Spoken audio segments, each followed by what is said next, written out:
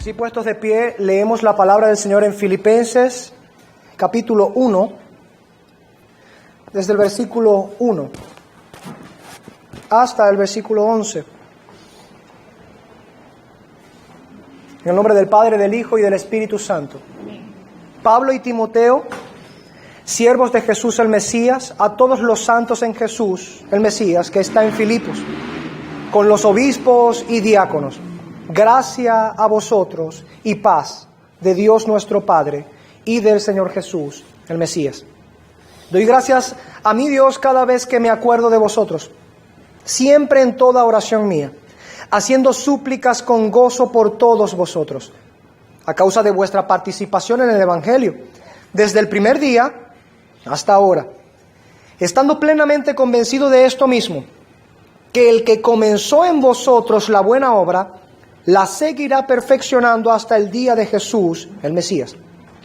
Y me es justo sentir esto acerca de todos vosotros, por cuanto os tengo en el corazón. Pues tanto en mis prisiones como en la defensa y consolidación del Evangelio, todos vosotros sois copartícipes de mi gracia. Porque Dios es mi testigo de cómo os anhelo vehementemente a todos vosotros en las entrañas de Jesús el Mesías. Y esto oro, que vuestro amor abunde aún más y más, en pleno conocimiento y en todo discernimiento, para que sepáis discernir lo mejor, a fin de que seáis sinceros e irreprochables hasta el día del Mesías, llenos del fruto de justicia que es por medio de Jesús el Mesías, para gloria y alabanza de Dios. Amado Padre Celestial, te agradecemos que nos permitas en esta nueva ocasión reunirnos para tu honra y gloria. Y de esta manera también ser edificados con cada parte de este servicio a tu santo nombre. Mas ahora que proviene, Señor, de ti la exposición de tu palabra, para nosotros ser exhortados, educados, Señor, iluminados, alimentados, estimulados con tu palabra, te rogamos que concedas a tu iglesia, a cada uno de nosotros, un corazón dócil y un oído presto a escuchar tu voz, para recoger tus palabras con suficiente voluntad, con denuedo, y que no seamos meramente oidores de tu palabra, sino que en aquellos en los que se requiera diligencia, obediencia, que seamos diligentes y pongamos en práctica toda obediencia. También te rogamos, Señor, por mi propia vida, que como predicador de tu palabra, Señor, no me desvíe ni a izquierda ni a derecha, sino que me mantenga en la intención del texto. Y que por medio de la exploración de este texto y la profundización de este texto, la exposición de tus palabras alumbre nuestros ojos. Sí, amado Padre Celestial, rogamos, alumbra los ojos de nuestro entendimiento con tu bendita palabra. Señor, el día de hoy, cuando iniciamos esta serie, esta carta del apóstol Pablo a los filipenses, rogamos que tú puedas penetrar con estas palabras contenidas en esta carta como una espada de doble filo en nuestro corazón, que divida nuestra alma, nuestro espíritu, que discierna entre los pensamientos e intenciones de nuestro corazón, que quedemos como desnudos y al descubierto, que entendamos cómo estamos delante de tu presencia, a quien tenemos que dar cuenta un día. Y que de esta manera, Señor, dobleguemos nuestra cerviz, humillemos, Señor, nuestras vidas, tengamos un corazón contrito y humillado para obedecer tu palabra, para amarte fervientemente. Llévanos a tener una vida piadosa. Llévanos a albergar en nuestro corazón las verdades que están contenidas en esta hermosa carta. Plásmalas en nuestros corazones, Señor, con tinta indeleble, por medio de tu Santo Espíritu. Que no se borren las verdades de esta hermosa carta. Que entendamos no solamente intelectualmente, sino que realmente nuestros afectos sean transformados, conmovidos por el poder de tu Espíritu Santo bajo la luz de la exposición de tus palabras. Nos entregamos a ti, Señor. Nos encomendamos a tu fiel cuidado. Aliméntanos con tu palabra, Señor. Derrama sobre nosotros bendición hasta que sobreabunde por medio de tu palabra. En el nombre de Cristo Jesús, tu Hijo amado, en quien tú tienes toda complacencia, amado Padre Celestial, elevamos nuestra oración con acciones de gracia a ti, rogando que tu Espíritu Santo acomode lo espiritual a lo espiritual, Señor, y haga llevar nuestra oración hacia tu mismísima presencia y la acomode para que sea grata delante de ti, que sea como un incienso grato delante de tu presencia. Bendito seas tú. Gloria al Padre, gloria al Hijo y gloria al Espíritu Santo. Gloria al único Dios vivo y verdadero. Bendito seas tú, oh Señor. Amén y amén. ¿Puede tomar asiento, amado hermano?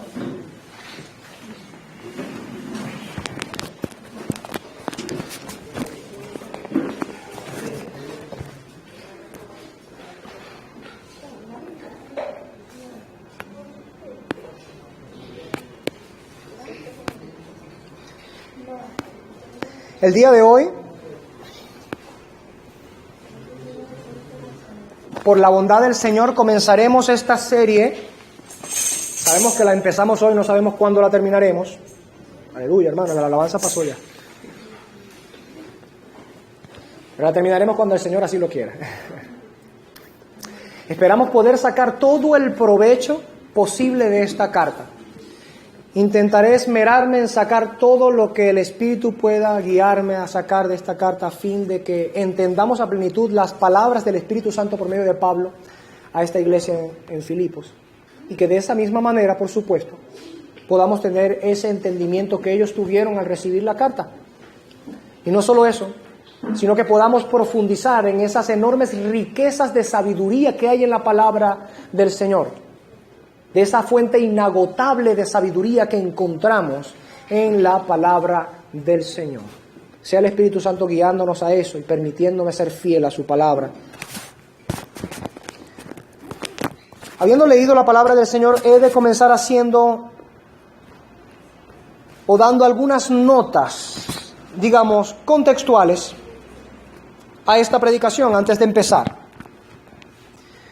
La iglesia en Filipos tuvo un inicio por medio de la predicación del apóstol Pablo y Silas.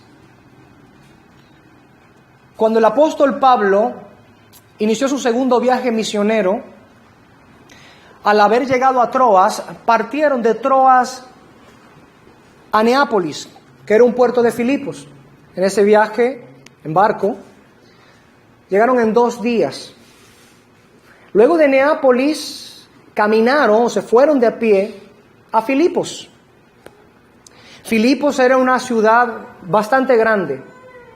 Era, por así decirlo, una polis. Estaba bastante en el centro de lo que era una vida de mercadería, de buenas ventas. Estaba muy bien posicionada. Muchos de los magistrados de Roma vivían en Filipos. Había mucha gente pudiente también en Filipos. Pero también era Filipos una de las ciudades que estaba más cargada de paganismo, de idolatría y de diferentes cosas que iban en contra de la ley del Señor. Y es aquí en Filipos, la primera ciudad de Europa, en donde se funda la primera iglesia en Europa, por la gracia del Señor, guiando al incansable apóstol Pablo. Ahora, todo esto podemos encontrar, un breve resumen por supuesto, en Hechos capítulo 16, cuando hablamos de que fue de Troas a Neápolis, y de allí, en ese viaje de 2 días, llegaron luego de Neápolis a Filipos a pie. Lo podemos encontrar en Hechos 16 del 11 al 12. Ahora, la palabra del Señor nos muestra que cuando Pablo y Silas llegaron a Filipos, en donde por supuesto desde allí se les unió Lucas, en el texto se nota que se suma a la narrativa, y hay alguien que más adelante también se va a sumar, que es Timoteo. Pero mientras ellos llegaron allí a Filipos, después de pasar algunos días, se acercaron a la orilla de un río llamado Gangites. Y en ese río encontraron a algunas mujeres que estaban reunidas para dar adoración y oración al Señor. Eran mujeres judías, prosélitas del judaísmo. Y dentro de estas mujeres había una mujer llamada Lidia, que era proveniente de Tiatira, otro lugar que también estaba dentro del paganismo. Obviamente ella, me imagino que había escuchado la ley del Señor por medio de la predicación judía y había abandonado aquella forma de idolatría propia de Tiatira y entonces había abrazado la fe que propagaba el judaísmo, ¿ok? La fe que propagaba el judaísmo. Esta Lidia, nos dice la Escritura, que era vendedora de púrpura. Esto era algo muy caro en aquel tiempo y que aportaba mucha ganancia. De modo que podemos implicar en el texto que Lidia era una mujer pudiente. Y de hecho, como más adelante veremos también, dado que la iglesia llegó a estar en la casa de Lidia, creemos que la casa de Lidia era lo suficientemente grande como para luego albergar a toda la iglesia allí. La palabra del Señor nos dice en Hechos 16 que mientras Pablo y Silas se acercaron a este grupo de mujeres que estaban allí orando, Pablo comenzó a predicarles el evangelio del Señor Jesucristo, mostrando por medio de las escrituras judías el cumplimiento de estas cosas en la persona de Jesús, como Mesías, como Cristo. Y mientras Lidia estaba atenta, escuchando la palabra del Señor, dice la Escritura que el Señor abrió el corazón de Lidia para que ella pudiera prestar una atención que la guiara a salvación. De lo que claramente entendemos, lo que claramente se ha explicado en el cristianismo histórico y lo que sostiene nuestra teología reformada, que del Señor es la salvación. Dios guió a Lidia a la regeneración, le dio un corazón que pudiera estar atenta a la palabra del Señor. E inmediatamente después de que recibió la palabra del evangelio, entonces fue bautizada, ella junto con toda su familia.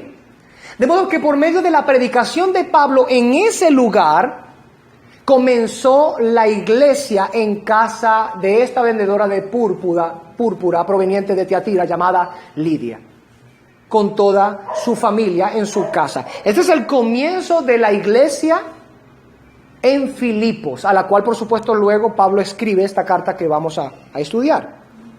Ahora, cuando ellos terminaron allí, se movieron hacia otros lugares para predicar el evangelio también. Habían llegado allí para predicar el glorioso evangelio del Señor. Pablo tenía una mente muy clara y como estratega, un hombre entendido de parte del Señor, un hombre sabio en el Señor, sabía que ciudades como Corinto o como Filipos o las otras ciudades o como Roma eran ciudades estratégicas para la predicación del evangelio por causa de que era mucho más fácil confluir en esos lugares, ir de un lugar al otro.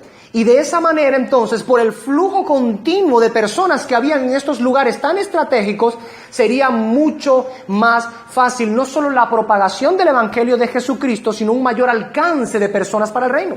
Así que Pablo se dedicó a caminar por Filipos para predicar el evangelio. Y en uno de esos eventos la Escritura nos dice en Hechos capítulo 16, que una jovencita que estaba guiada por un espíritu inmundo y que pecaba por medio de adivinación, al verles comenzó a dar voces acerca de ellos, diciendo que ellos eran enviados del Dios Altísimo. Y como por varios días hacía esto, el apóstol Pablo, molesto por la actitud que se estaba viniendo y por lo que estaba haciendo esta mujer, porque él no quería que fuera ensalzado su nombre de ninguna manera y que eso podía causar un retroceso en la causa de Cristo y en la predicación del evangelio de Cristo, él se volteó hacia esta jovencita y en el nombre de Cristo echó fuera el espíritu de esta jovencita. Pero sucedió, nos dice la palabra del Señor, que esta jovencita con este espíritu de adivinación aportaba mucha ganancia a sus amos. Era una criada, una sierva de unas personas que recibían dinero por causa del pecado que esta jovencita realizaba de adivinación. De modo que al ver, como dice la Escritura, que se desvaneció su fuente de ganancias, que se les fue su fuente de ganancia, arremetieron contra Pablo y Silas, echándole mano y llevándole al magistrado civil. Y delante del magistrado, por medio de calumnias, comenzaron a atacar al apóstol Pablo y a Silas, diciendo que estaban alborotando a la gente, trayendo una religión que no les era lícito ni a Roma ni a ninguno de ellos allí albergar en sus corazones.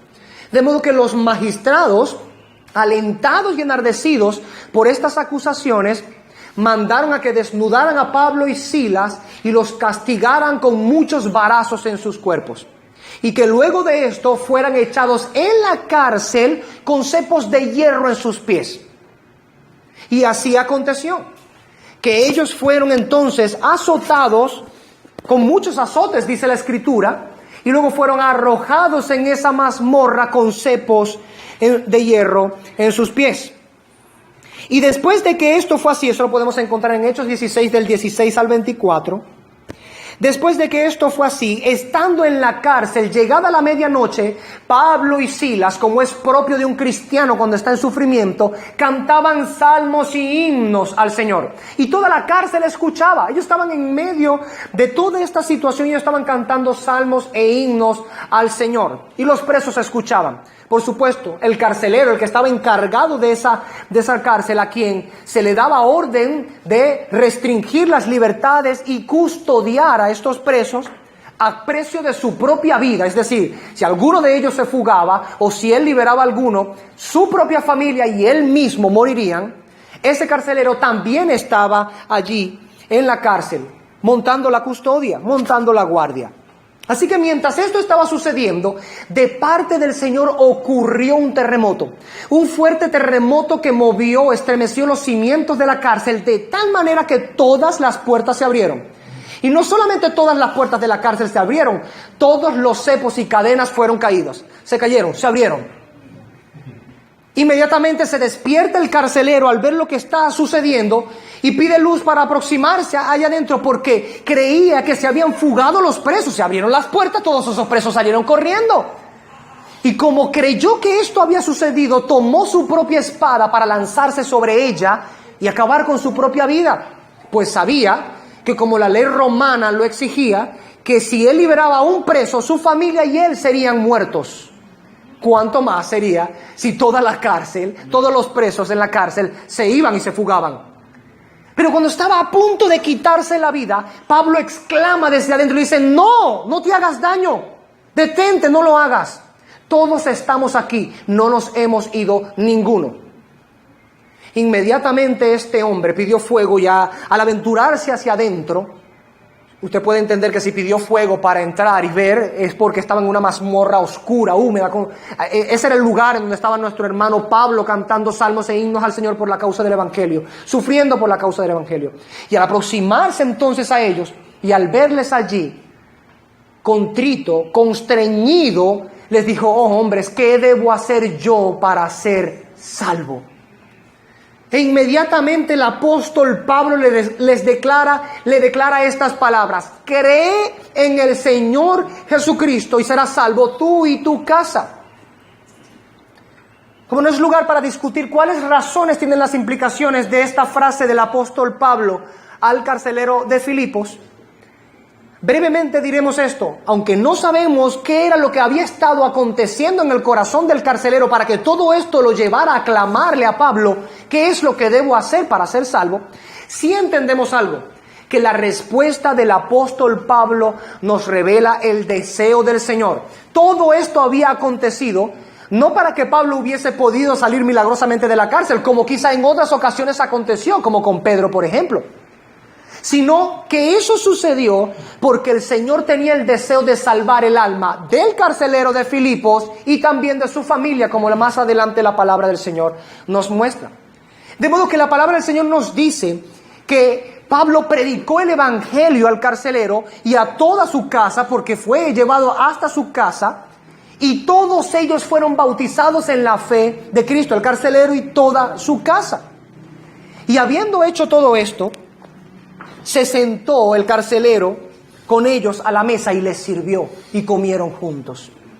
En medio de todo esto, vemos entonces que el evangelio se expandió un poco más y que por medio de esta situación que al parecer, o es decir, aparentemente era una situación contradictoria, una situación no muy favorable o provechosa, el Señor Jesús estaba expandiendo su reino y expandiendo su iglesia también.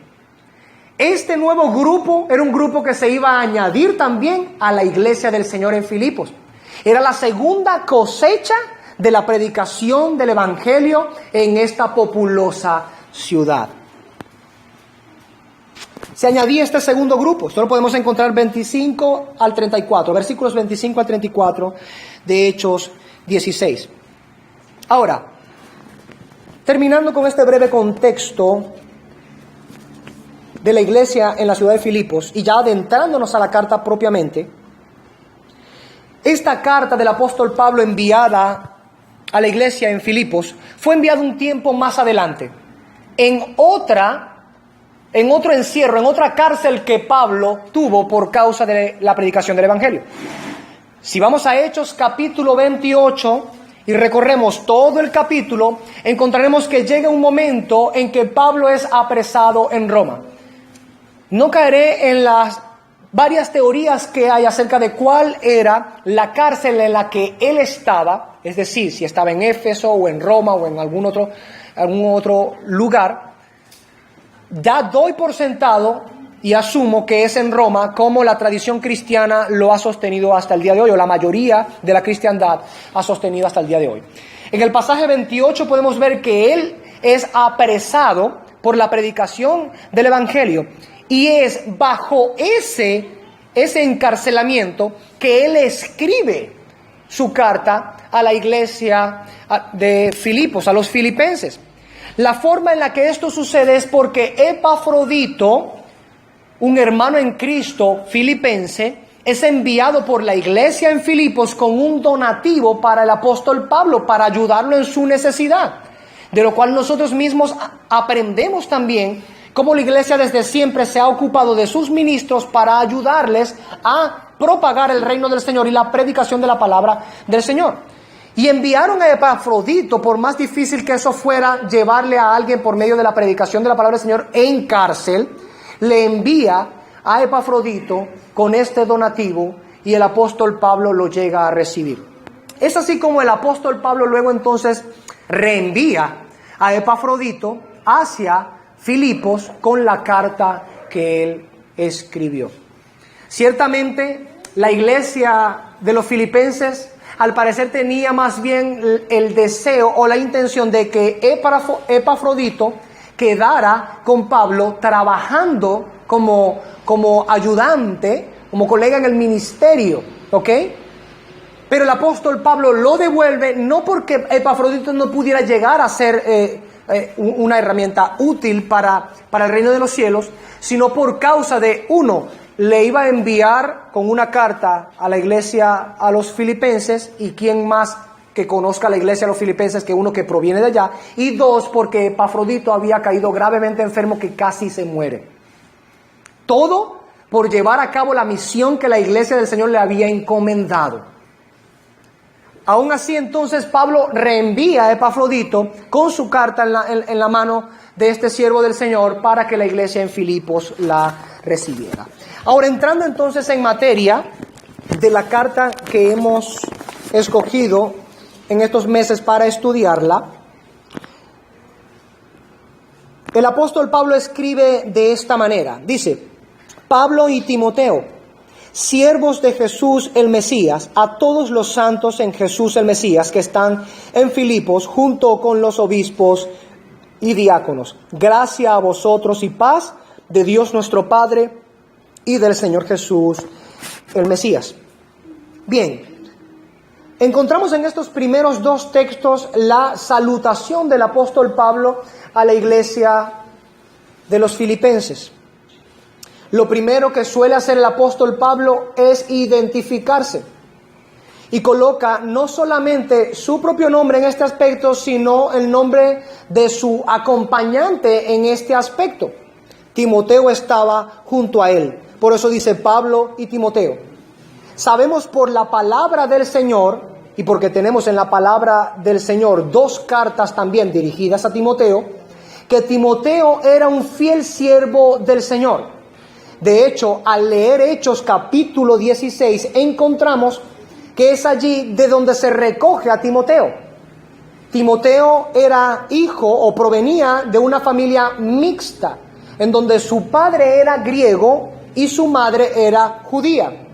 Asimismo, su abuela también prosélita del judaísmo o judía y dada la religión del judaísmo, educaron a Timoteo en la ley del Señor.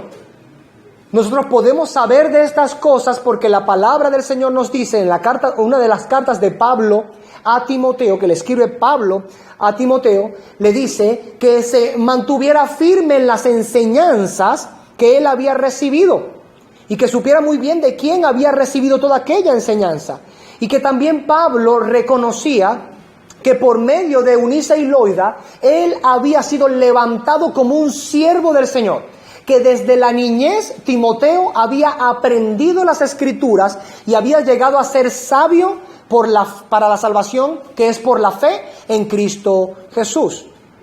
De modo que Pablo con Silas, al llegar a Filipos, puede tener una buena ayuda en medio de todo este trabajo. La ayuda o el servicio al ministerio que Timoteo podía darle.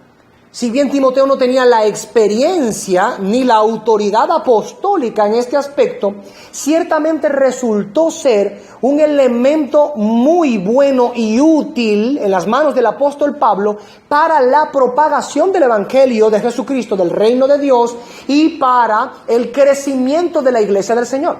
Cuando leemos la primera carta de Pablo a Timoteo, vemos incluso el encargo que Pablo dejó a Timoteo. Tal era la confianza que había ganado Timoteo de parte del apóstol Pablo, que Pablo encomienda a Timoteo colocar otros ancianos en la iglesia. Era tal la confianza que se había ganado, era tal el testimonio que Timoteo había ganado ante los ojos de Pablo, que llegó a ser de alguna manera como una mano derecha. Pablo lo describe como colaborador en la fe. Le dice verdadero hijo en la fe. De esta manera entonces las Escrituras nos muestran a Timoteo como un siervo del Señor, como una herramienta muy útil a la propagación del evangelio del reino del Señor y a la multiplicación de la iglesia del Señor. Así que Pablo no duda en incrustarlo en la salutación a la iglesia en Filipos. No duda en incrustarlo allí, porque ciertamente aquella iglesia tendría conocimiento de quién es Timoteo. Por el testimonio que este joven había tenido, había ganado un renombre en medio de ellos y la confianza de nada más y nada menos que el apóstol Pablo. Siguiendo en nuestra exposición, él dice entonces: Pablo y Timoteo se identifica a sí mismo y a Timoteo como colaborador, y luego les designa con esta fraseología: siervos de Jesús. Cuando Pablo habla en su carta designando o identificándose a sí mismo y a Timoteo como siervos de Jesús, está utilizando el vocablo griego douloi, que significa esclavos. Ahora, ciertamente las traducciones modernas no suelen traducir esclavos por la connotación negativa que ha llegado a tener el vocablo esclavo en nuestra, civilización. Digamos, si hemos hablado de abolición de la esclavitud, ¿no? Utilizar el vocablo esclavo para referirse en este contexto como que no es muy grato a la nueva civilización, ¿no? Pero el apóstol Pablo tenía en mente otro significado o concepto acerca de esclavo, ¿ok? Siervo o esclavo, para el pensamiento del apóstol Pablo, cuando él escribe siervos de Jesús el Mesías, es decir, esclavos de Jesús el Mesías, él tenía en mente una sola cosa. Pablo y Timoteo no estaban actuando por su propia voluntad. Ellos no estaban llamados a complacer su propia voluntad. Ellos estaban llamados a complacer la voluntad de alguien a quien consideraban superior y a quienes habían considerado que había comprado sus propias vidas a precio de sangre. Por lo tanto, ellos se consideraban a sí mismos como siervos de Jesús el Mesías, esclavos de Jesús el Mesías. Ellos no tenían ningún temor de llamarse a sí mismos esclavos. Aun cuando en nuestra modernidad la palabra esclavo, la connotación de la palabra esclavo ha tenido una connotación negativa, sabiendo que hay amos muy malignos que maltratan, y siempre los han habido, maltrataban a sus criados, sus siervos, sus esclavos, no era así para aquellos que creían en el Señor. Aquellos que fueron siempre creyentes del Señor tenían el mandamiento de actuar con misericordia y trataban a los esclavos más bien como trabajadores de su propia casa, participando de su comida, participando del provecho y de la riqueza que tenía el amo del hogar. Eran tomados como criados y eran puestos en la mayordomía del hogar de aquel que era amo.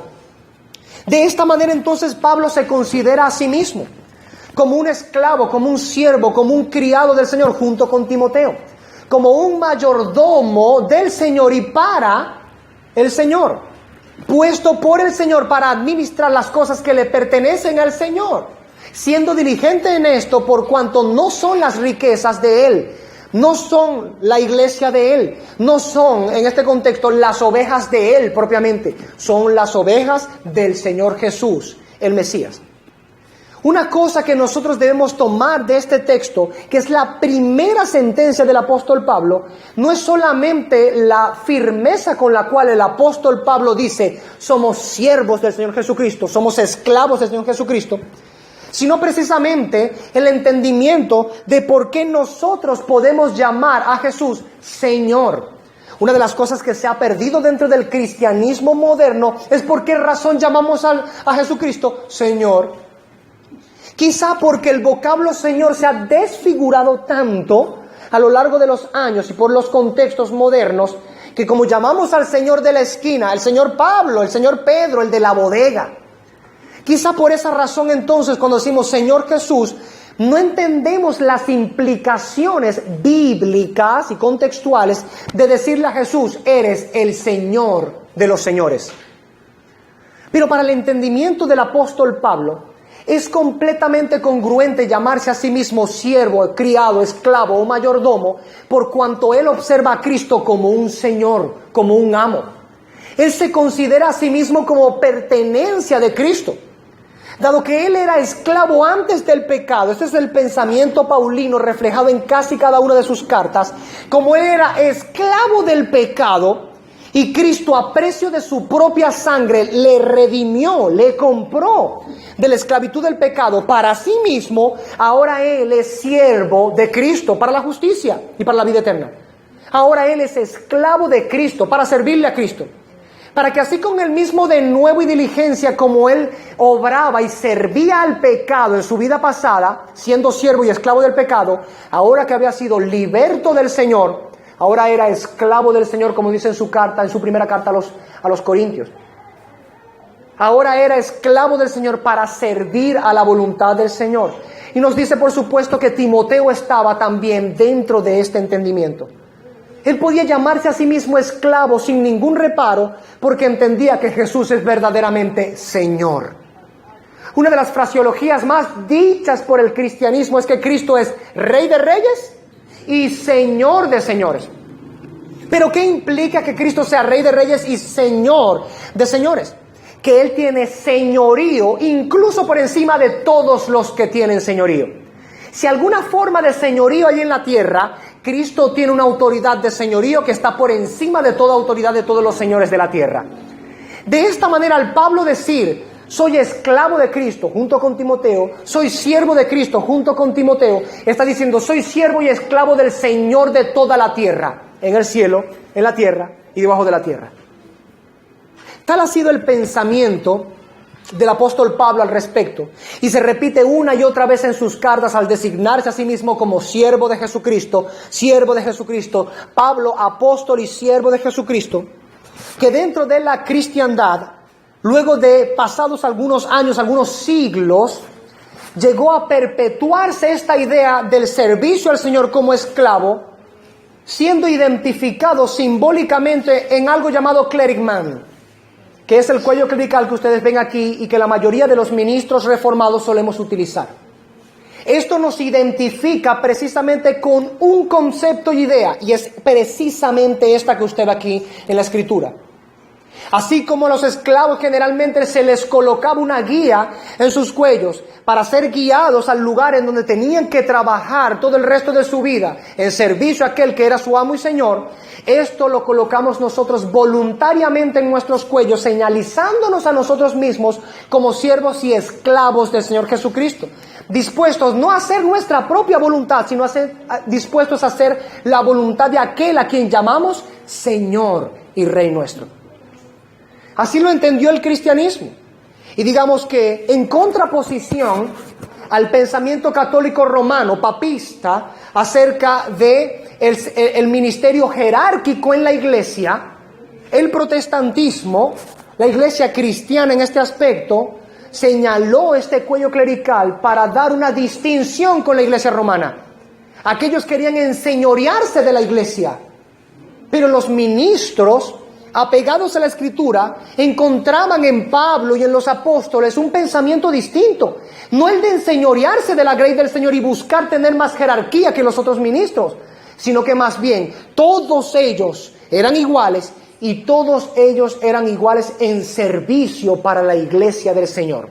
Eran esclavos de Cristo y por causa de ese servicio a Cristo ministraban, servían a la iglesia del Señor. Por último, dentro de esta misma fraseología, cuando Pablo dice Pablo y Timoteo, siervos de Jesús el Mesías, tienen en su mente precisamente lo que es el ministerio a la iglesia. Cuando dicen siervos de Jesús el Mesías, no solo se identifican como siervos de Cristo, sino que en este sentido están diciendo, servimos a Cristo por medio de nuestro servicio a la iglesia. No se puede entender el ministerio despegado de Cristo. Tampoco puede entenderse el ministerio despegado de la iglesia. Los ministerios que Jesús colocó bajo su autoridad son para ser aplicados o ejercitados, ¿dónde? En la iglesia del Señor. Como más adelante él habla diciendo que se dirige esa carta a la iglesia del Señor, a los santos del Señor Jesús en Filipos. De esta manera entonces Pablo nos muestra que está habituado a la idea de verse como servidor, no solamente de Cristo, sino que por causa de Cristo, servidor de la iglesia. ¿Qué pensamiento tan distinto tenía el apóstol Pablo a muchos que hoy se hacen llamar ministros de la iglesia? Porque el día de hoy, ciertas personas engañados por su propio orgullo y vanagloria, inflados de prepotencia y arrogancia, como las palomas o como el pavo real cuando despliega su frondosa cola para hacerse más grande delante del contrincante masculino, ellos dicen soy ministro del Señor y inflan el pecho. Yo soy un ministro de Dios e inflan el pecho como paloma y colocan grandísimas las plumas como un pavo real. Pero el apóstol Pablo no entiende así esta fraseología. Cuando él dice ministro, ministro proviene de la palabra latina ministere, que significa servidor. Un ministro es realmente un servidor. Es referirse a lo que Pablo estaba hablando aquí con el vocablo griego doulos. La palabra latina en ese aspecto es sinónima de esa palabra griega. Significa siervo, criado, esclavo, uno que sirve al otro, no uno que hace señorío sobre otros. Qué distinto ha llegado a ser este concepto en las mentes de aquellos que se hacen llamar ministros hoy, que ejercen un señorío sobre la iglesia en vez de un servicio a la iglesia. Quien es verdaderamente un ministro de la iglesia, servirá verdaderamente a Cristo por medio del servicio a la iglesia. Una de las cosas más notables precisamente del apóstol Pablo es cuánto sufrió él por la causa de la predicación del evangelio y el servicio a la iglesia. De hecho, por medio de esta misma carta, veremos cómo él se goza de que sufriendo prisiones por causa del evangelio, la iglesia cristiana mirar estas cosas, este servicio a Dios y a la iglesia, y fueran también recibidos de coraje y valentía, llenados de coraje y valentía, al ver que el apóstol Pablo estaba con denuedo dispuesto a dar su vida y todo lo que él era y tenía por la causa de Cristo y la propagación del evangelio del Señor. Por esta razón, cuando Pablo dice, soy siervo del Señor Jesús el Mesías, no está hablando en el lenguaje que muchos señores, entre comillas, hoy en las iglesias hablan. Aquellos que quieren hacerse dueños de las ovejas, dueños de las conciencias, que en vez de servir con el ejemplo y por medio de todas sus obras a la iglesia, pretenden hacerse dueños de aquello que solamente le pertenece al Señor. Por supuesto, ellos recibirán un día su pago. El Señor pagará a todos aquellos que quieren adueñarse del rebaño que pertenece a aquel que es el buen pastor, al príncipe de los pastores, que es solamente Jesucristo, el Señor. Y continuando, el apóstol Pablo entonces en su carta dice, Pablo y Timoteo, esclavos de Jesús, el Cristo, el ungido, el Mesías. Y dice, a todos los santos en Jesús, el Mesías, que están en Filipos. Y aquí nos detenemos nuevamente. La carta tiene un destinatario. El destinatario es una iglesia local. Ahora, miremos cómo Pablo, inspirado por el Espíritu, describe aquí a la iglesia del Señor. Siempre hemos de ser muy atentos a cada palabrita que el Espíritu de Dios ha inspirado en las Escrituras, porque por ella podemos crecer en entendimiento y recoger riqueza de sabiduría para nuestras almas. ¿Cómo les llama el apóstol Pablo a sus destinatarios? Santos. Les dice, a todos los santos. Ahora, entendamos algo aquí.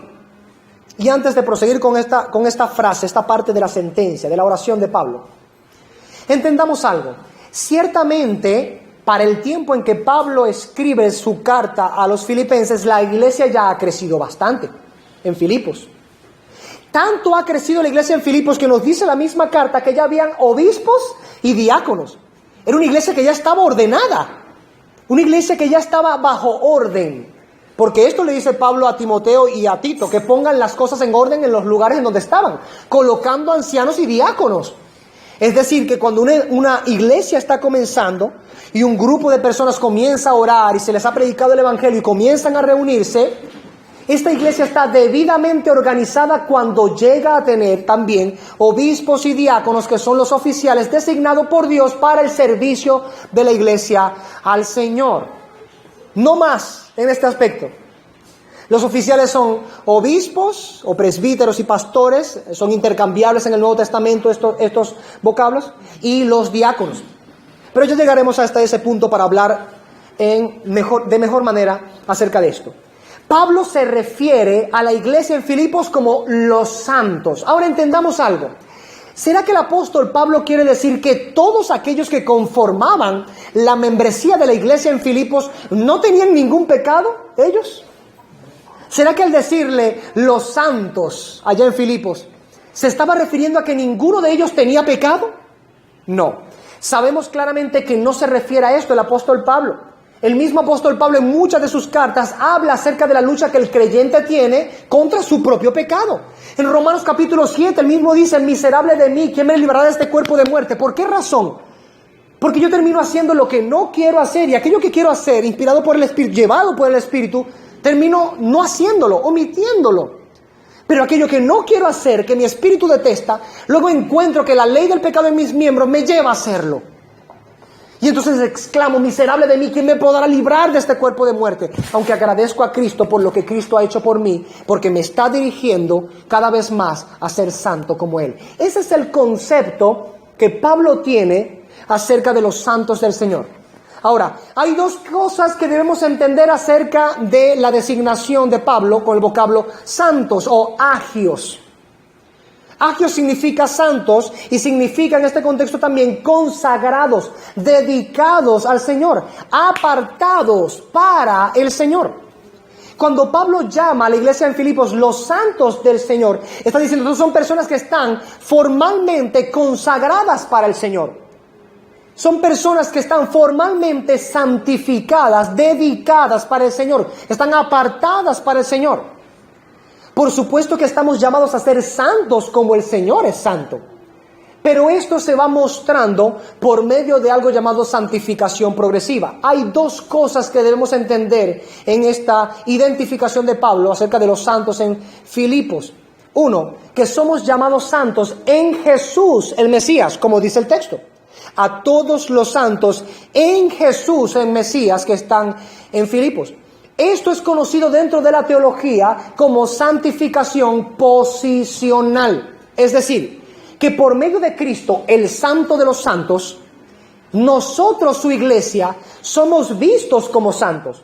Dado que Él ocupa el lugar nuestro para cargar con nuestros pecados y redimirnos con nuestros pecados, al ascender a la gloriosa diestra de nuestro Señor Jesucristo y sentarse en perfección y en santidad, Él está intercediendo por nosotros y se ha sentado a la diestra del Padre para hacer que nosotros juntamente con Él nos sentemos. Y de esta manera, el Padre, a través de Cristo, el Santo, nos ve a nosotros como santos. El Padre nos atribuye la santidad de Cristo posicionalmente. No porque nosotros hayamos alcanzado la posición, sino porque Cristo la alcanzó en lugar nuestro. No porque nosotros hayamos alcanzado satisfacer la santidad de Dios, sino porque Cristo, siendo santo y sin pecado, alcanzó la santidad en lugar nuestro. Así que Pablo está haciendo en este contexto referencia primeramente a la santificación posicional, a los santos en Jesús, el Mesías. Es una expresión muy paulina, en Jesús. Esa es una expresión muy paulina, muy de Pablo y muy repetida por Pablo, no únicamente por Pablo, pero es muy paulina. Y dado que 2/3 del Nuevo Testamento los escribió el apóstol Pablo, podemos encontrar que esta expresión es demasiado natural en las cartas paulinas. Nosotros somos benditos en Cristo Jesús. Somos santificados en Cristo Jesús. Somos redimidos en Cristo Jesús. Seremos glorificados en Cristo Jesús. Alcanzamos la bendición de la vida eterna en Cristo Jesús. Fuera de Él hay perdición, exterminio, muerte eterna. En Jesús hay bendición y vida eterna. De modo que Pablo ve esta santificación posicional no fuera de Cristo, sino en Cristo, a los santos en Jesús. Ahora entendemos que él está dirigiendo su carta a una iglesia local. ¿Por qué razón? Porque él dice a los santos en Jesús, el Mesías, que están en Filipos. Ahora, antes de llegar a la explicación de esta parte también, la segunda forma de santificación que podemos encontrar en las Escrituras es llamada santificación progresiva. La primera, repito, es santificación posicional, que es la que acabamos de ver aquí. Pero en otras partes de las Escrituras se nos habla de la santificación progresiva. ¿Qué significa esto? Aunque nosotros somos pecadores y nosotros a diario ofendemos al Señor con nuestros pecados y vamos llorando al Señor y pidiendo perdón por nuestros pecados para que el Señor nos perdone de nuestra maldad, nosotros somos llamados, declarados santos por el Padre por medio de Cristo en Él. Eso es santificación posicional. Aunque soy un pecador, el Padre me ve como un santo. ¿Por qué causa? ¿Porque lo soy? No, porque Cristo lo es. Y por medio de la posición santa de Él, yo soy identificado o declarado santo. Pero la santificación progresiva es algo un poco más distinta a esta. Pero igual va de la mano estrechamente de la santificación posicional. Y esto es que el Espíritu Santo va operando en nosotros la santidad de Cristo, para que nosotros vayamos creciendo a semejanza de Cristo. De modo que no solamente posicionalmente somos llamados o declarados santos, sino que el Espíritu Santo va haciéndonos santos cada día más. Nos va haciendo crecer en santidad a la imagen del Santo, Jesucristo. De modo que somos llamados verdaderamente y realmente santos de parte del Señor. Porque en Cristo Jesús somos posicionalmente llamados santos y por medio del Espíritu Santo estamos siendo hechos cada día más santos. Como la luz de la aurora, dice la Escritura, ¿no? Como la luz de la aurora, el amanecer, que va de continuo crecimiento en crecimiento, gradualmente. No lo hace de una sola vez, va gradualmente, pero se asegura de brillar cada día más y cada vez más hasta que el momento al llegar el sol hasta el centro esclarece perfectamente, el día es perfecto. El sol se coloca sobre todas las cabezas e ilumina perfectamente. Distinto a como cuando asomó sus primeros rayos en el horizonte. La aurora comienza a despegar y comienza a iluminarse lo que está oscuro con los primeros rayos.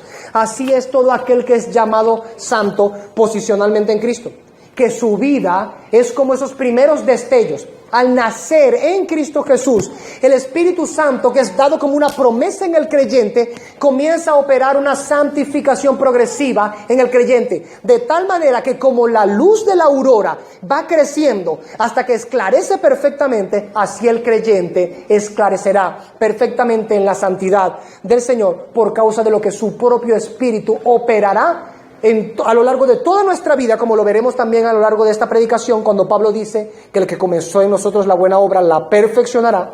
Un día nosotros brillaremos con esta luz de Cristo en nosotros, en la consumación del reino, en la glorificación. Así entonces, entendiendo estos conceptos que son básicos y los encontraremos en la Escritura, entendemos que Pablo se refiere principalmente en este aspecto a la santificación posicional. E inmediatamente habla de a quienes les está llamando de esta manera. Son los santos en Jesús el Cristo, que están ¿dónde? En Filipos. Ahora, miremos la importancia de lo que es una iglesia local. Dentro de la modernidad, o si quisiéramos llamarle la postmodernidad, no sé si quizás llamarle la postmodernidad, pero en el tiempo en el que nos ha tocado vivir, encontramos a algunas personas que dicen creer en el Señor y decir no necesitar la iglesia.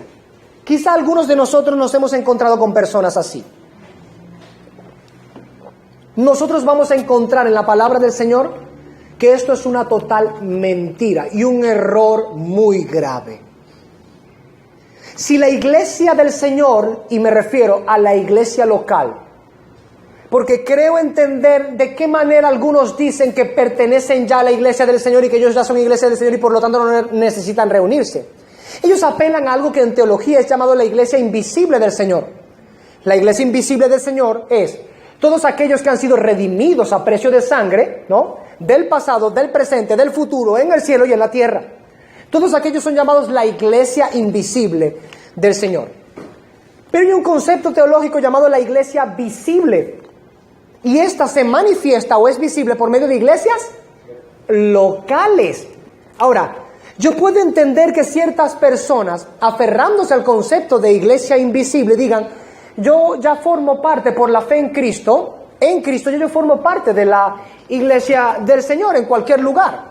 Así que ya yo no necesito congregarme. Bien, la primera parte la puedo entender y la afirmo con la Escritura, mas no la segunda parte. Porque la segunda parte es demandada por el Señor por causa de que la iglesia es también visible.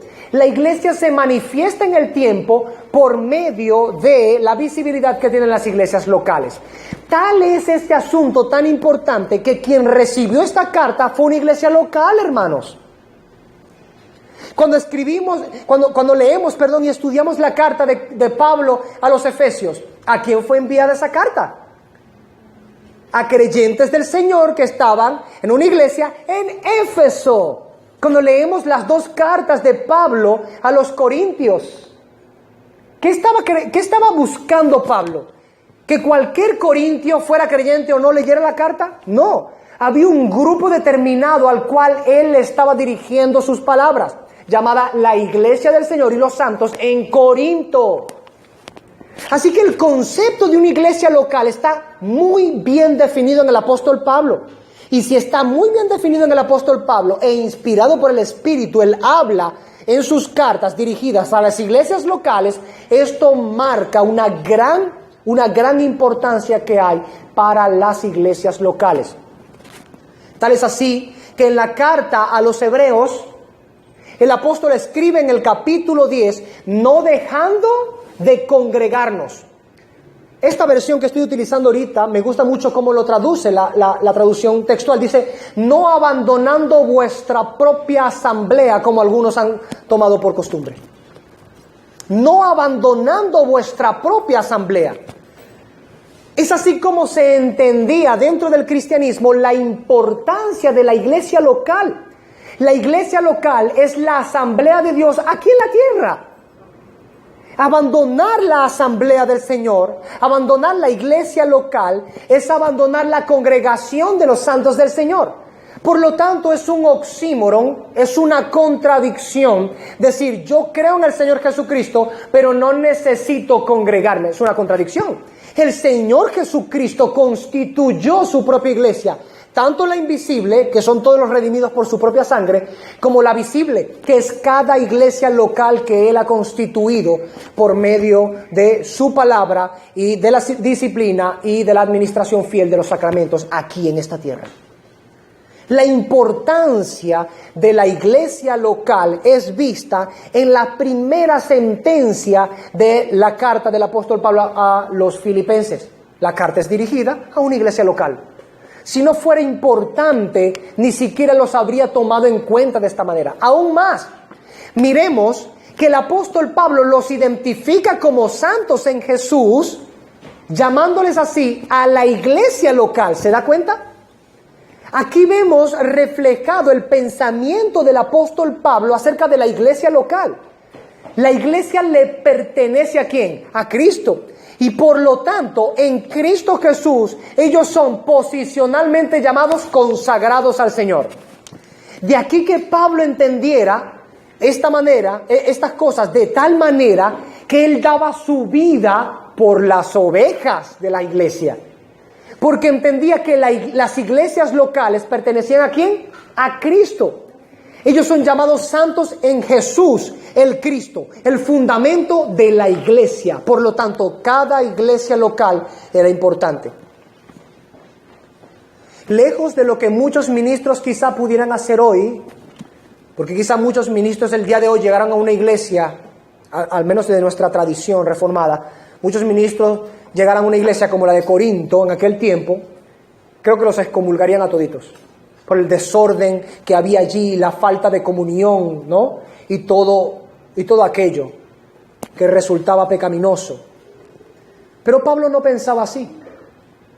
Aún a pesar del desastre que había en Corinto, los deslices que habían allí y los actos pecaminosos que habían allí, las conductas irresponsables y carentes de amor y de misericordia que habían entre muchos de ellos, Pablo llama a la iglesia los santos del Señor. A la iglesia en Corinto, así como también lo llama a los filipenses. El concepto de Pablo de la iglesia es que la iglesia del Señor son los santos del Señor. Es la asamblea de los santos del Señor y en el Señor. Entendiendo esto, que no significa que todas las personas que conforman esa asamblea sean verdaderamente salvos y apartados completamente de todo pecado, porque sabemos que la Escritura nos muestra que hay algunos que tienen apariencia de piedad, pero con sus actos, sus hechos, niegan la eficacia de la piedad en ellos. Pero ciertamente, formalmente Pablo identifica a la iglesia como la asamblea de los santos en el Señor. De modo que la iglesia local ocupa un lugar preponderante en el pensamiento de Pablo, un lugar muy importante, un lugar principal en los pensamientos de Pablo. Si esto es así, ¿cómo debería ocurrir en nosotros los pensamientos acerca de la iglesia del Señor? Si vemos muy bien cómo el apóstol Pablo llama santos a los creyentes en Filipos, ¿cómo deberíamos considerar nosotros a los miembros de nuestra propia asamblea? ¿Cómo deberíamos considerar nosotros, ahora yendo más allá de nuestra propia puerta, de nuestra propia casa familiar, cómo deberíamos considerar nosotros a los creyentes de otras iglesias locales? Porque Pablo escribió con el mismo amor a muchas iglesias locales, ¿se entiende? Considerándoles también santos en el Señor Jesús y también miembros de la familia de Dios, como escribe a los creyentes de la iglesia en Galacia, en el capítulo 6. Miembros de la familia de Dios, de la casa de Dios. O como escribe a los romanos, diciendo, somos miembros los unos de los otros, miembros del mismo cuerpo. Y se lo está diciendo a la iglesia en Roma, la iglesia cristiana en Roma, en el capítulo 12. Como también se lo dice en 1 Corintios capítulo 12, hablando acerca de la participación de los miembros de este cuerpo. ¿Cuál es el concepto que Pablo tiene de la iglesia local? Ellos son llamados santos en Jesús. ¿Cuál debería ser entonces nuestro entendimiento acerca de la iglesia del Señor? Esta asamblea es una asamblea de santos en Jesús, el Cristo. No menos que esto debe ser nuestro pensamiento. Sin duda hay muchas otras características, pero no menos que esto. La asamblea del Señor es la asamblea de los santos en Jesús el Mesías. Toda asamblea que dominicalmente se congrega, o cualquier otro día también, se congrega para dar servicio al Señor y gloria al Padre en el nombre de Jesucristo, bajo la guianza del Espíritu Santo, es una asamblea de los santos en Jesús el Mesías. Pelear contra ella es pelear contra la cabeza de esa iglesia. ¿Qué es la cabeza de la iglesia? Cristo. Pelear contra una iglesia local es pelear contra su cabeza, que es Cristo.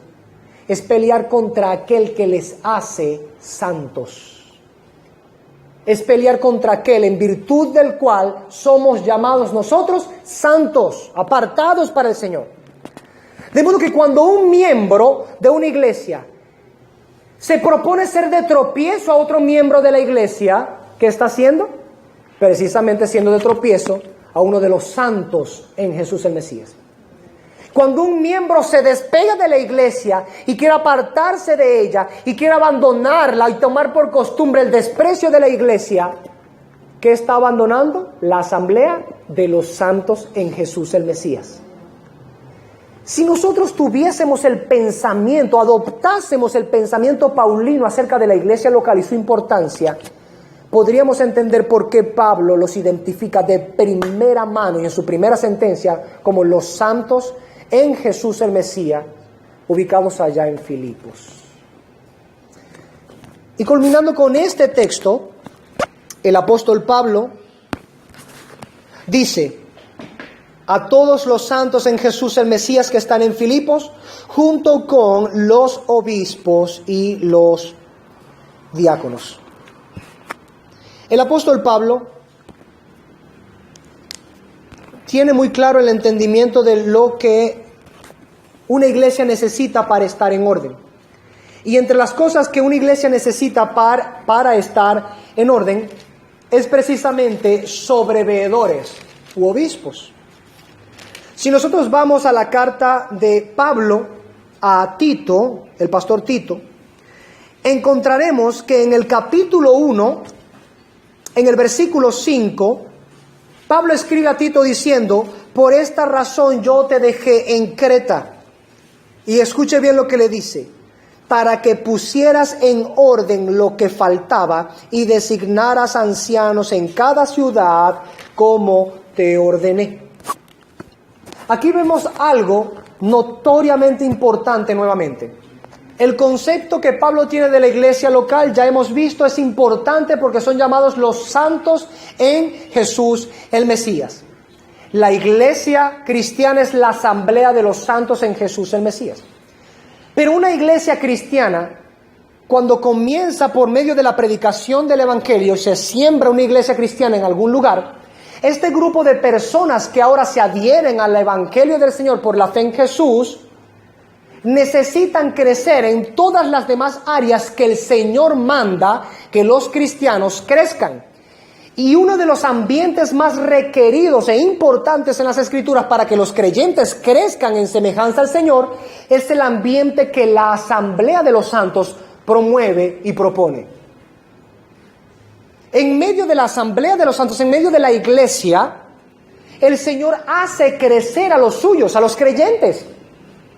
Y una de las maneras que el Señor ha dado para el crecimiento de los santos en la asamblea de los santos es por medio de la enseñanza y el cuidado de aquellos que en la Escritura se les llama pastores, obispos, presbíteros. Hay palabras que se utilizan intercambiablemente para designar a estos que trabajan de esta manera o que trabajamos de esta manera. Una de las palabras que se utilizan en este contexto es la palabra griega episcopos, que significa sobreveedor o supervisor. es aquel que como especie de un mayordomo de parte del Señor, recuerde la palabra siervo, esclavo de Cristo, es aquel que de parte del Señor ejecuta una mayordomía en el pueblo del Señor. La iglesia no le pertenece a este episcopos. La iglesia no es de este obispo, de este pastor, de este anciano. La iglesia es del Señor y Él ejecuta una mayordomía, una administración de parte del Señor. Por eso estos deben rendir cuenta o debemos rendir cuentas al Señor. Rendimos cuentas porque no nos pertenece a nosotros. Nosotros nos rendimos cuenta a otro de algo que nos pertenece a nosotros. Si tenemos la responsabilidad de rendir cuenta a otros, es porque aquello de lo cual rendimos cuentas le pertenece a aquel a quien damos cuentas. Es como cuando se habla de nuestras vidas, que tenemos que dar cuentas a Dios. ¿Por qué razón? Porque nuestras vidas pertenecen a Dios. Dios es el dueño de nuestras vidas. Y Cristo es el dueño de la iglesia. A Cristo le pertenece la iglesia, la compró a precio de su propia sangre. De modo que cuando Él aspiró el perfeccionamiento, estableció el perfeccionamiento de su iglesia, lo hizo por medio del ministerio y el servicio de aquellos a quienes en la Escritura se les llama pastores o ancianos. El otro vocablo utilizado intercambiablemente en las Escrituras es presbúteros. Presbúteros, y bueno, algunos lo han transliterado o transfonetizado como presbíteros.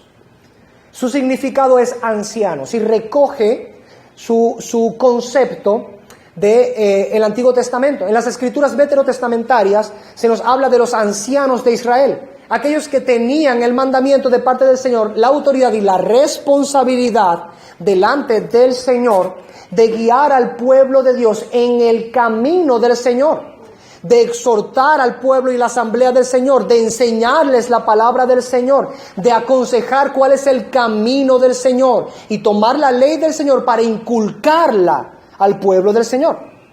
De esta manera, y recogiendo entonces de la palabra del Señor, llegó a formarse entonces dentro de la iglesia cristiana el concepto de obispos, pastores, presbíteros o ancianos en el Señor.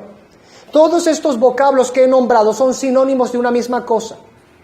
Ciertamente podemos encontrar en este tiempo personas que confunden estos conceptos y pretenden que obispo, por ejemplo, sea mayor que pastor. He conocido a varios que creen que obispo es mayor que pastor. Pero esto es un error. En las Escrituras se nos habla tanto de obispos como de pastores en una misma forma de servicio. Puede ser que sea, y de hecho es, distinta al oficio del diaconado.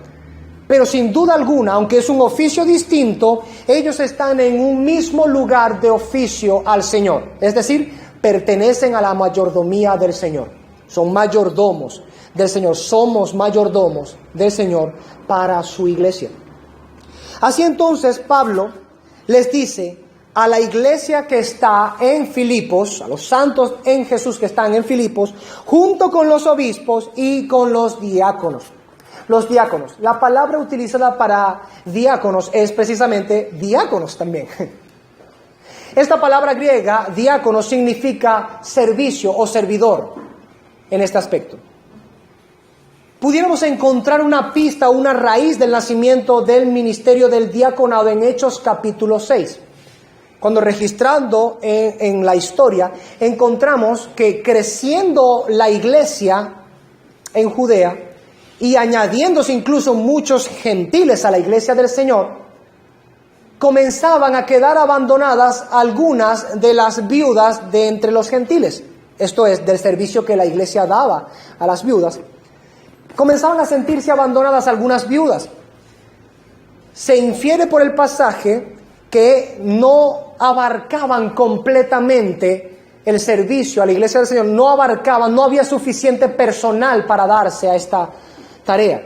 Y lo que ocurrió es que por medio de la guianza apostólica de este oficio sobreveedor, se guió a la iglesia para recoger de en medio de ellos a hombres sabios y guiados por el Espíritu de Dios, para que pudieran dedicarse al servicio de la iglesia del Señor, a las mesas, a las dispensaciones de las gracias que Dios da a su iglesia para administrarlas para quienes tienen necesidad en la iglesia del Señor. pudiéramos encontrar ahí la raíz o el nacimiento del ministerio del diaconado. Así entonces Pablo entiende que aquí en Filipos había una iglesia conformada ya. Ahora, tracemos una comparación en lo que se ha expuesto desde mis primeras palabras hasta este momento. En el momento en el que comencé mi exposición, hablé de cómo llegó a ser conformada, ¿recuerdan? La iglesia en Filipos. Hablé en Hechos capítulo 16, cómo por la predicación del apóstol Pablo, allá a las orillas del río Gangites, Lidia fue la primera creyente y junto con su familia los primeros bautizados. Recibieron el evangelio, fueron bautizados y así inició la primera iglesia en Filipos. Luego, por distintos sucesos que Dios providencialmente guió, aunque parecieran de bastante tribulación y angustia, y de hecho lo eran, llegó el Señor a unar un segundo grupo a la iglesia en Filipos, el carcelero y su familia. Y a lo largo de todo el capítulo 16, cuando termina el versículo 40 en el capítulo 16 del libro de Hechos, del libro de Lucas, llamado Hechos de los Apóstoles, encontramos que cuando ellos salen de la cárcel, porque los magistrados, al enterarse de que Pablo tenía ciudadanía romana también, temerosos de que habían caído a latigazos sin juicio a un romano, y eso era indebido, ellos podían recibir muerte y juicio. Si Pablo hubiese querido, ellos hubiesen recibido muerte por causa de la ley romana, porque no era debido humillar a un ciudadano romano de esta manera, y Pablo había adquirido ciudadanía romana. A los magistrados escuchar de que él tenía esta chapa, para ponerlo en contexto coloquial, los mandaron a liberar. Y dándose un evento allí, después de que los liberan en persona, sucede entonces que ellos salen de allí y van inmediatamente a la iglesia de los santos que están en Filipos, en la casa de Lidia. Y nos dice la palabra del Señor que saludan a muchos de los hermanos que estaban allí y les consolaron a los hermanos que estaban allí. ¡Qué increíble! Aquellos que estaban siendo atribulados por causa de la predicación del evangelio, salieron de en medio de toda esa tribulación a consolar a la iglesia del Señor que estaba en la casa de Lidia. Ya había muchos hermanos allí, nos dice la Escritura. Al finalizar el capítulo 16 de Hechos, ya nos dice que había muchos hermanos allí. Un capítulo que pudiéramos nosotros leernos en 5 o 6 minutos. Pero que todos esos eventos ocurrieron en un tiempo considerable, en varias semanas. El Señor bendijo la iglesia en Filipos. Ahora, aún al terminar esta narrativa en Hechos capítulo 16, esta iglesia que había comenzado aquí en Filipos, en la casa de Lidia de Tiatira, vendedora de púrpura, la hermana Lidia, comenzó allí, y esta iglesia todavía no estaba en el orden completo del Señor. Pero cuando leemos la carta del apóstol Pablo a los filipenses, es decir, tiempo más adelante cuando Pablo es tomado preso por la predicación del evangelio en Roma, Pablo dice a los creyentes, es decir, los hermanos en Cristo, a los santos en Jesús el Mesías, que están en Filipos, junto con los obispos y los diáconos. El Señor había bendecido de tal manera la iglesia en Filipos, que no solamente habían aumentado en miembros, sino que el Espíritu Santo había empezado a derramar, ¿qué? Dones en su iglesia. Y ya la iglesia ahora contaba con obispos, en pluralidad como debe ser, pluralidad de obispos, y había también diáconos, pluralidad de servidores. Dios había bendecido de tal manera la iglesia, que tiempo después de su fundación ya gozaba con pastores y diáconos. Diciéndole las palabras de Pablo a Tito, ya era una iglesia que había entrado en el orden del Señor. Había sido puestas las cosas en orden en Filipos.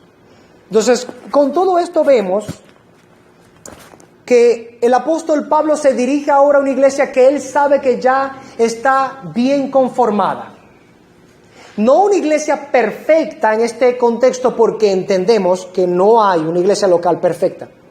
pero sí una iglesia muy seria en el Señor, una iglesia que había crecido en el Señor, aún más, y como lo veremos a lo largo de toda la carta, una iglesia que había madurado muchísimo en el Señor y que luego llegó a ayudar muchísimo al apóstol Pablo en sus prisiones y en sus necesidades y en su predicación del Evangelio, tanto que Pablo se jactaba en todo lugar en donde llegaba diciendo: muchas veces los únicos que me ayudaron en todas mis travesías y necesidades fueron la iglesia en Filipos, la primera iglesia en Europa. ¡Qué bendición! Y a esta primera iglesia en Europa, conformada por los creyentes, los obispos y los diáconos, Pablo les dirige esta hermosa salutación con la que concluimos este texto. Dice: gracia a vosotros y paz de Dios nuestro Padre y del Señor Jesús, el Mesías. 3 veces en estos breves 2 textos, el apóstol Pablo ha identificado a Jesús como el Mesías. El Mesías es el vocablo español Mesías, es la transliteración del vocablo hebreo Mashiach, que significa ungido, ungido del Señor.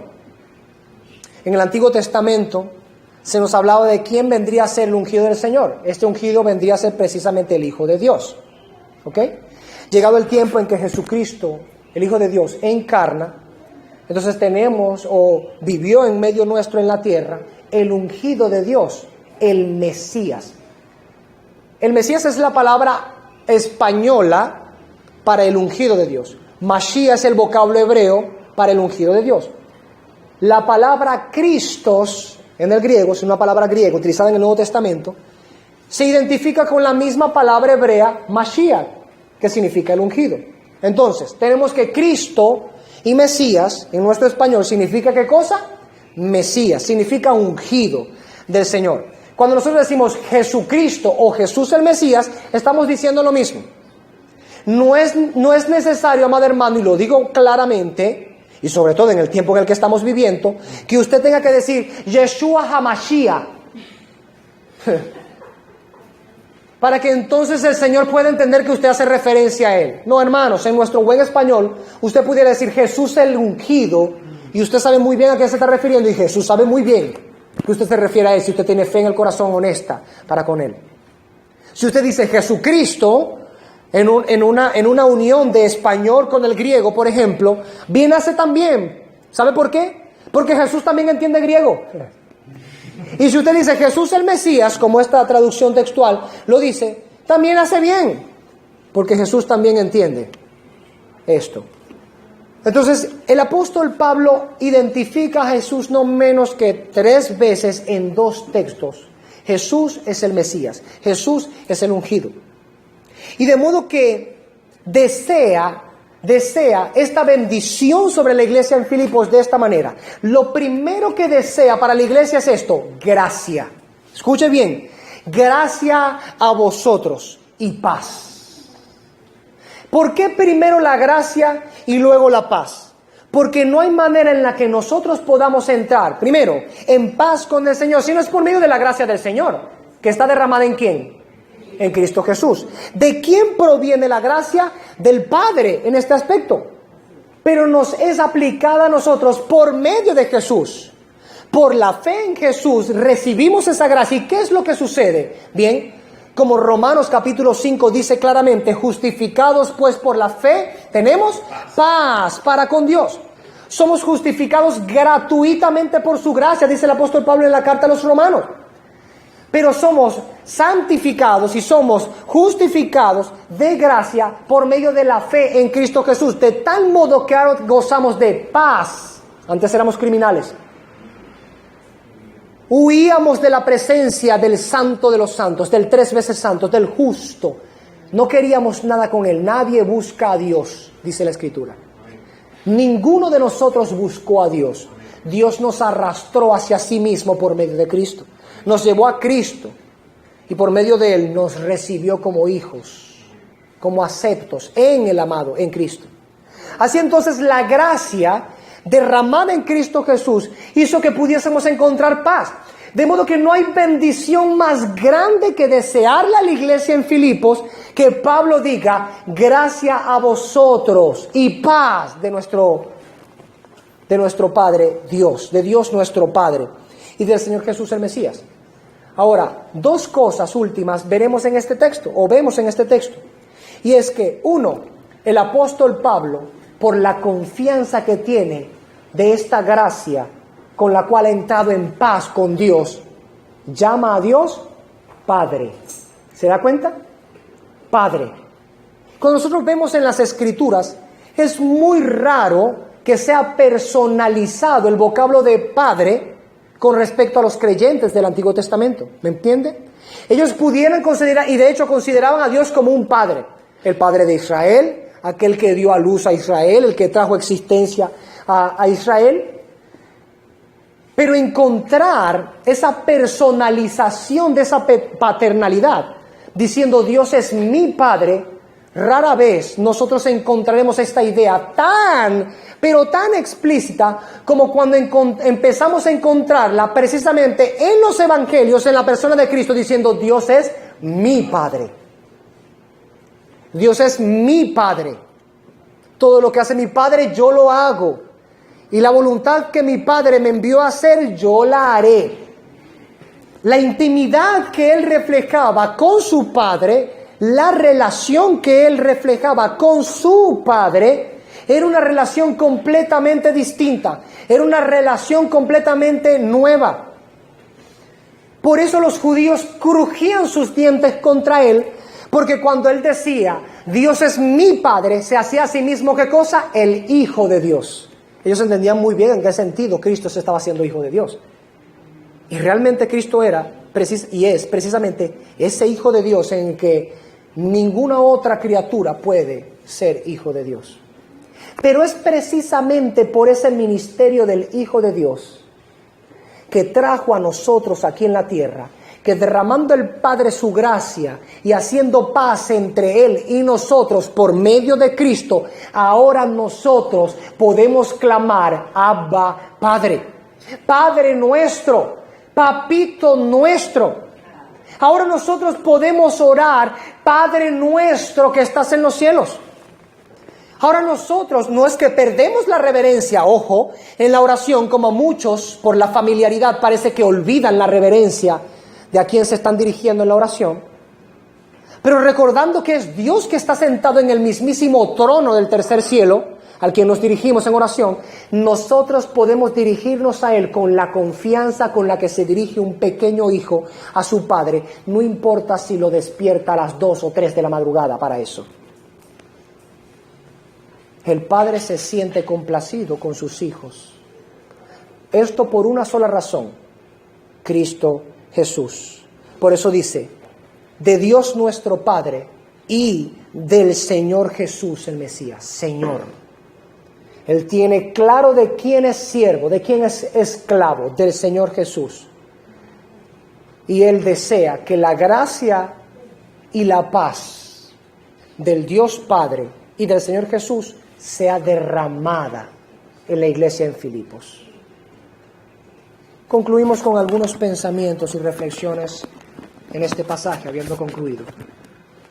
Si el apóstol Pablo mira a la iglesia local como algo tan importante que le llama a los santos en Jesús, el Mesías, estando en Filipos, nuestro pensamiento acerca de la iglesia local no puede ser menos que eso. De modo que cuando, por ejemplo, nosotros decimos, el domingo tenemos reunión de asamblea en el día del Señor, y la entrada al servicio es a las 8:30, que comienza la asamblea de los santos en Jesús aquí en Ciudad Guayana. Cuando usted no pone la necesaria diligencia para llegar a las 8:30 que comienza ¿la asamblea de quién está despreciando? De aquel que es cabeza de esta iglesia. Desprecia a los santos en Jesús, el Mesías, de aquí en Ciudad Guayana.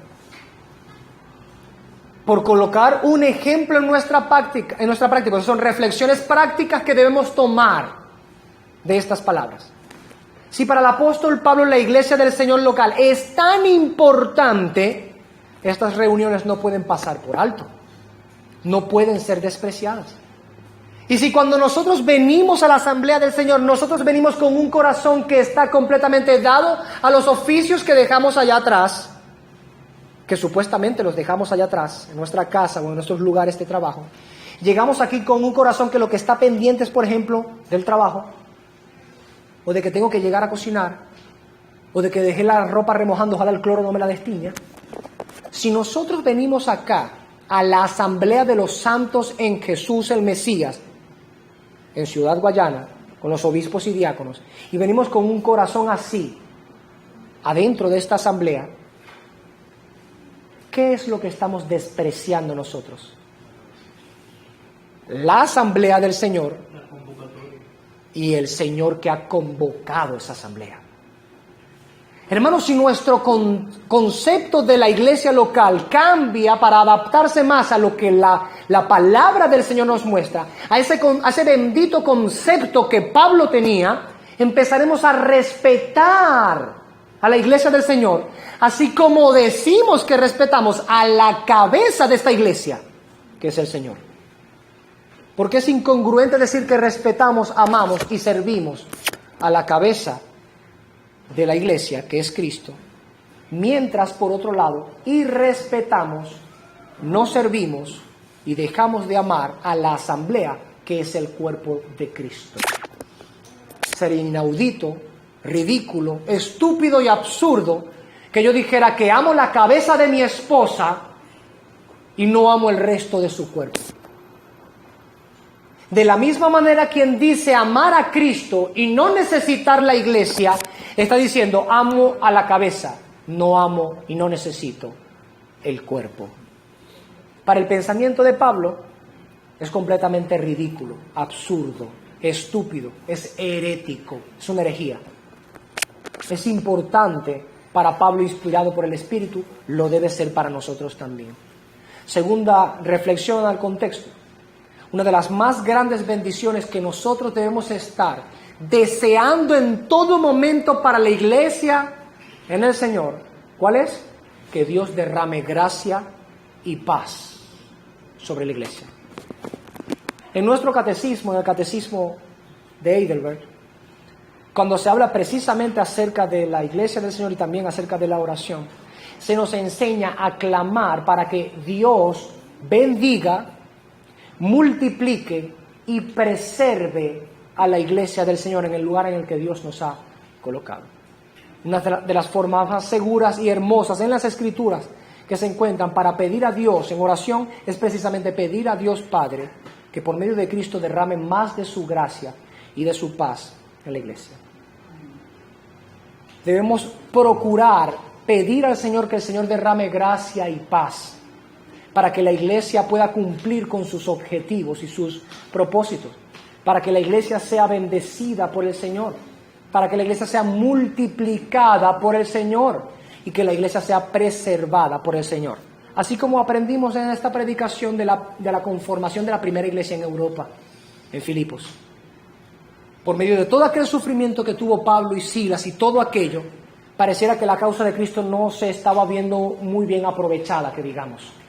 Y resultó que por medio de sus sufrimientos y todo lo que estaba aconteciendo, Dios estaba bendiciendo a su iglesia, multiplicando a su iglesia y preservando a su iglesia. Pablo no tenía otra cosa en el corazón que desear por esta iglesia que Dios derramara su gracia y su paz.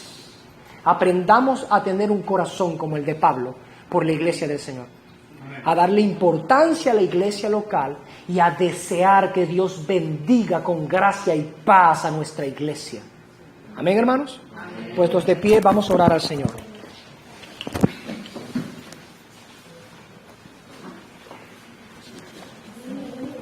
Amado Padre Celestial,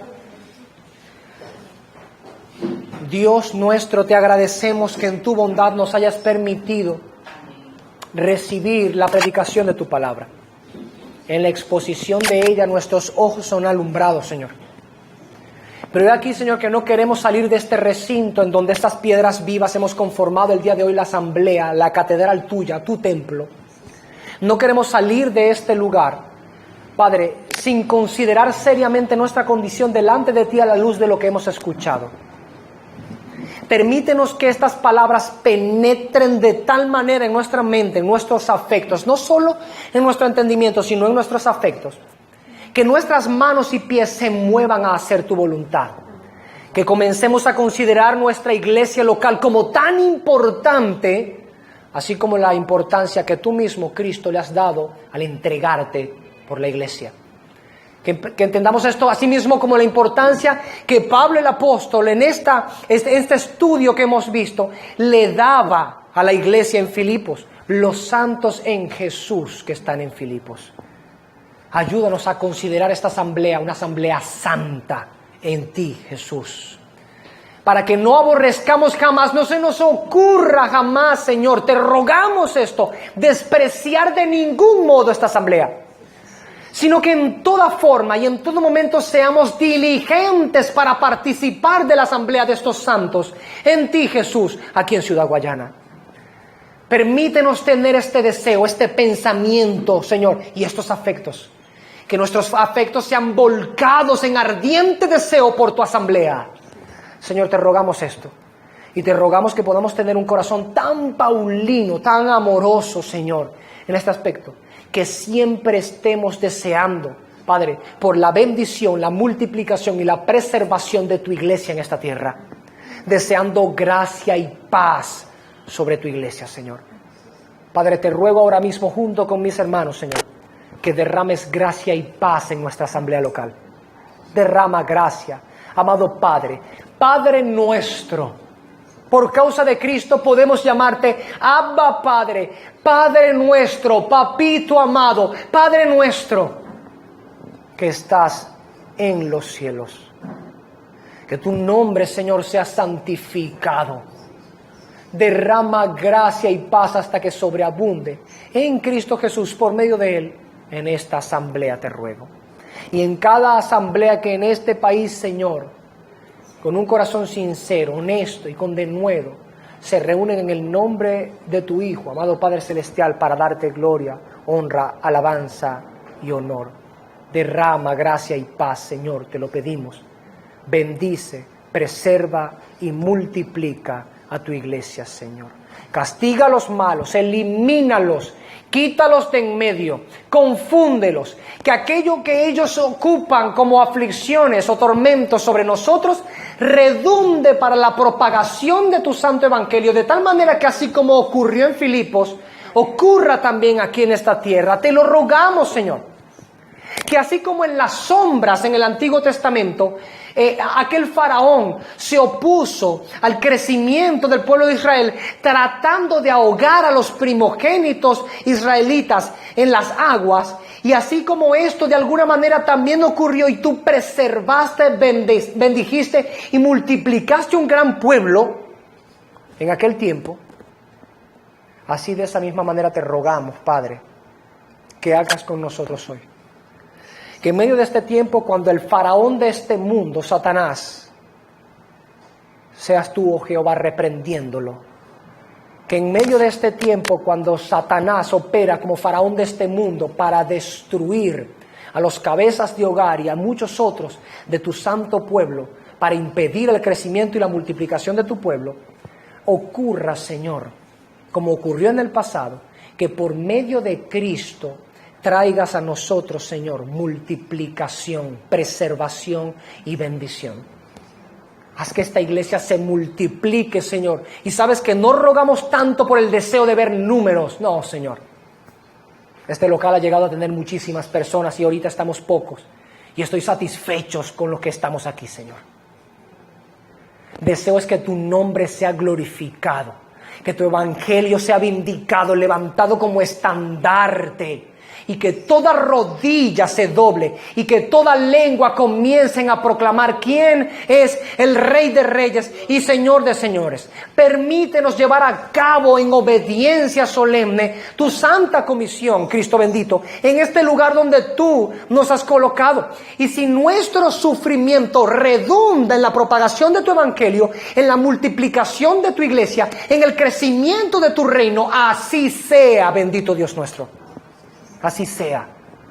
si deben haber prisiones, si deben haber vituperios, ofensas para esto, que así acontezca, Señor. Siempre que tu nombre sea glorificado, bendito Dios, y tu iglesia, la asamblea de los santos en Jesús, tu santo pueblo, ese linaje real, tu pueblo escogido, tu sacerdocio real, sea multiplicado, preservado y bendito por Dios en este tiempo. Envíanos tiempos de refrigerio, Señor, te rogamos. Gracia y paz en medio nuestro, para predicar con denuedo tu evangelio y que las personas reciban la salvación por gracia, por medio de Cristo, tu Hijo. Amado Padre, gracias por este tiempo. Bendice a mis hermanos, bendice a la iglesia y bendice a cada uno de nuestros hermanos que en otros lugares también han participado de la asamblea dominical. En el nombre de Jesús a ti oramos en agradecimiento. Amén y amén.